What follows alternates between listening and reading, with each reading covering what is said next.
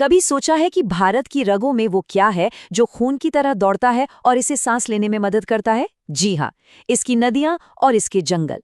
तो आज चलिए निकलते हैं एक सफर पर भारत की इसी प्राकृतिक खूबसूरती को और करीब से जानने के लिए। जरा इस नक्शे को देखिए। एक ही देश लेकिन कितने अलग अलग रंग, कितने अलग अलग रूप। ये भारत के 8 अलग अलग वानस्पतिक क्षेत्र हैं। मतलब एक तरफ हिमालय की बर्फीली चोटियां हैं तो दूसरी तरफ थार का तपता रेगिस्तान। और इसी वजह से यहाँ के पेड़ पौधे, यहाँ की हरियाली भी बिल्कुल अलग है। सच में यही विविधता ही तो भारत की असली पहचान है। तो अपने सफर में सबसे पहले हम बात करेंगे भारत के जंगलों की। एक तरह से कहें तो ये इस देश के फेफड़े हैं। मोटे तौर पर देखें तो भारत में 5 तरह के जंगल मिलते हैं। हर एक की अपनी खासियत है, अपना एक अलग ही अंदाज है। सबसे पहले है पर्वतीय वन। सोचिए ऊंचे ऊंचे देवदार और चीड़ के पेड़, एकदम पहाड़ों की शान। फिर आते हैं कंटीले वन, जो राजस्थान और गुजरात के सूखे इलाकों में मिलते हैं, जहां कम पानी में भी बबूल और कैक्टस जैसे पेड़ जिंदा रहते हैं। देश के ज्यादातर हिस्से में हमें मिलेंगे मानसूनी या पर्णपाती वन। ये वो जंगल हैं जहां पेड़ मौसम के हिसाब से अपनी पत्तियां गिरा देते हैं। और हाँ, पश्चिमी घाट के घने उष्णकटिबंधीय सदाबहार वन, जो साल के 12 महीने हरे भरे रहते हैं। और आखिर में समुद्र के किनारों पर उगने वाले मैंग्रोव, जिनकी जड़ें खारे पानी में डूबी रहती हैं।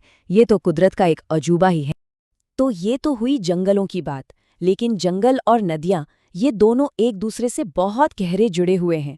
असल में कई जंगल ही इन नदियों के जन्म का जरिया बनते हैं। ये नदियां, जिन्हें हम हिमालय की जीवन रेखाएं भी कह सकते हैं, ऊंचे पहाड़ों से निकलती हैं और पूरे देश में जिंदगी की एक नई लहर दौड़ा देती हैं। तो चलिए आज हम ऐसी ही 3 विशाल नदियों के सफर को करीब से देखते हैं। ये हैं सिंधु, यमुना और ब्रह्मपुत्र। हम इनके रास्ते पर चलेंगे, देखेंगे कि इनका सफर कहाँ से शुरू होता है और कहाँ जाकर खत्म होता है। इस सफर की शुरुआत करते हैं सिंधु नदी से। एक ऐसी नदी जो सिर्फ पानी का बहाव नहीं, बल्कि इतिहास का एक जीता जागता गवाह है। सिंधु का जन्म होता है तिब्बत में, पवित्र मानसरोवर झील के पास। जरा सोचिए, यहाँ से निकलकर ये नदी लगभग 3200 किलोमीटर का लंबा सफर तय करती है।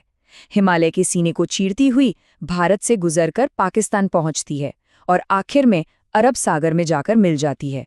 क्या शानदार सफर है! पर सिंधु का यह सफर अकेला नहीं है।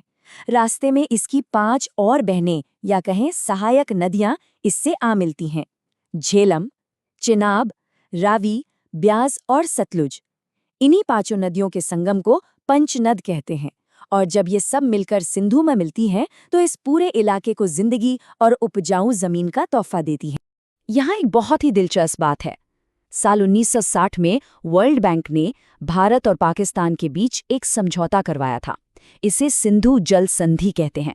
और ये संधि आज भी ये तय करती है कि नदियों के पानी का इस्तेमाल दोनों देशों के बीच कैसे होगा। मतलब ये नदियां सिर्फ भूगोल ही नहीं, बल्कि कूटनीति का भी एक अहम हिस्सा है। सिंधु के बाद अब रुख करते हैं यमुना की ओर। यमुना ये सिर्फ एक नदी का नाम नहीं है, ये आस्था है। भारत के दिल से बहने वाली एक पवित्र धमनी, जिसके किनारे इतिहास और संस्कृति ने जन्म लिया। यहाँ यमुना का पूरा सफर देखा जा सकता है। इसका सफर शुरू होता है हिमालय के यमुनोत्री ग्लेशियर की बर्फीली गोद से। फिर ये नीचे उतरती है, दिल्ली और आगरा जैसे बड़े बड़े शहरों को छूती हुई आगे बढ़ती है और आखिर में प्रयागराज में जाकर अपनी बड़ी बहन गंगा की विशाल धारा में समा जाती है।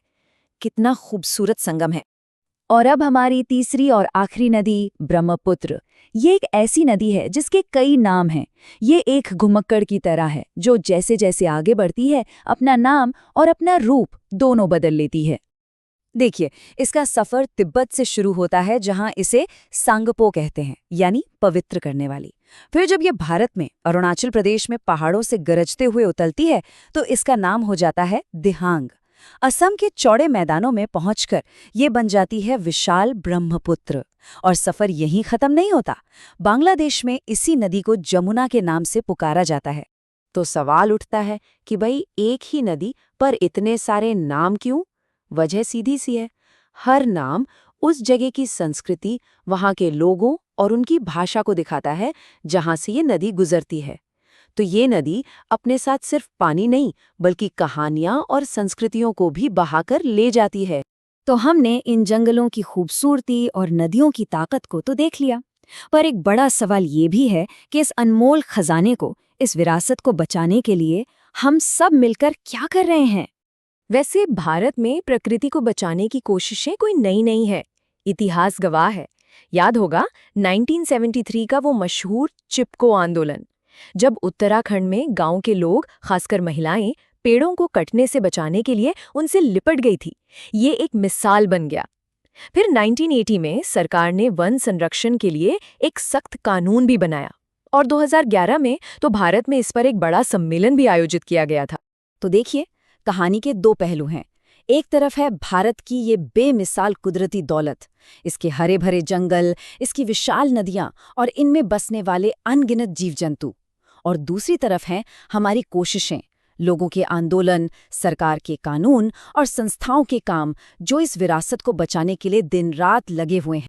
तो हमारा ये सफ़र आज यहीं ख़त्म होता है, लेकिन अपने पीछे एक बहुत ज़रूरी सवाल छोड़ जाता है। ये जंगल और ये नदियाँ सिर्फ ज़मीन का हिस्सा नहीं है, ये भारत की धड़कन है, हमारी पहचान है। तो आने वाले कल के लिए, अपनी अगली पीढ़ियों के लिए हम सब मिलकर इन्हें कैसे बचा सकते हैं, इस पर सोचना बहुत ज़रूरी है।